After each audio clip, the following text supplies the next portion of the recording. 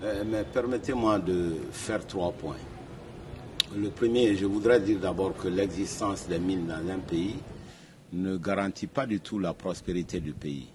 La preuve, les 2 pays les plus riches en Afrique sur le plan minier, c'est-à-dire la République démocratique du Congo et la Guinée, sont à la queue et se trouvent parmi les pays les plus pauvres du monde.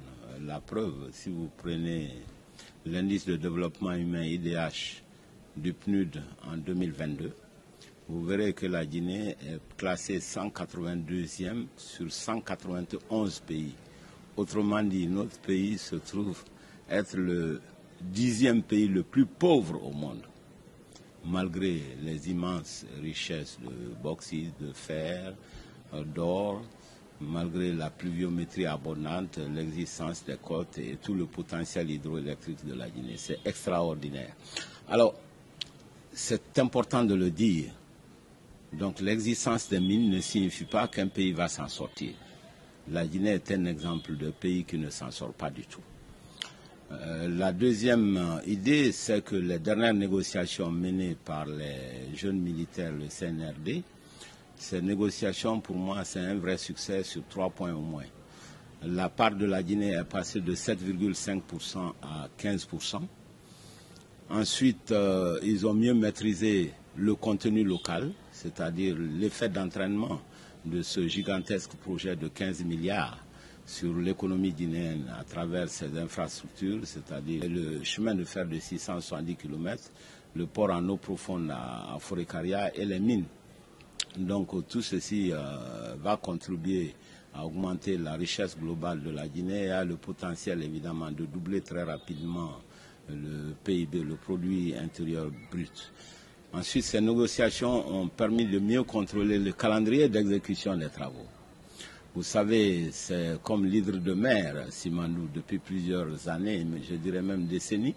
Et je crois que c'est la première fois que moi j'ai un peu plus confiance au calendrier des travaux. Tous ces éléments ont été possibles pourquoi? Pour une seule raison, c'est le fait que pour la première fois, on a une classe dirigeante qui n'est pas corrompue. Voilà, les négociateurs pour une fois, et ces jeunes militaires ne sont pas du tout corrompus. Ils font de leur mieux pour que la Guinée ait un impact positif de ces grands investissements miniers. Maintenant, troisième idée, si vous me demandez les perspectives, en tout cas pour l'émergence de l'Afrique, je dirais que cela dépendra de notre capacité, surtout la capacité des dirigeants des différents pays africains, à capturer une grande partie de la valeur ajoutée de leur production. C'est vrai aussi bien pour les matières premières que pour les mines. Il faut qu'il y ait des unités de transformation de ces matières premières et de ces mines en Afrique. L'existence des unités de transformation, c'est ça qui va nous permettre de capturer ce qu'on appelle une bonne partie de la valeur ajoutée. Je précise que la valeur ajoutée, ce sont d'abord les emplois, ensuite les achats de biens et services locaux, localement, et enfin les taxes et impôts qui sont payés à l'État. Ce sont ces 3 éléments qui constituent la valeur ajoutée, c'est-à-dire la partie de la richesse que nous pouvons capturer. Donc plus nous aurons des usines de transformation en Afrique, mieux notre économie se portera et nous pourrons envisager éventuellement l'émergence des pays africains.